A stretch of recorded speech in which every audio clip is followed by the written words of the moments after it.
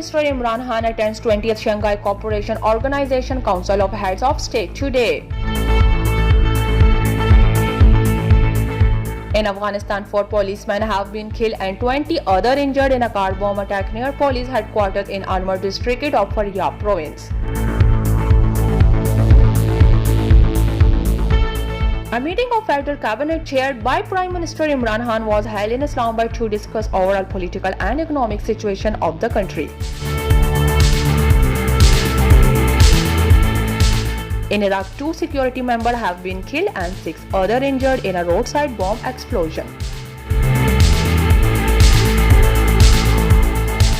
Pakistani and Russian joint military exercise underway in Karbala.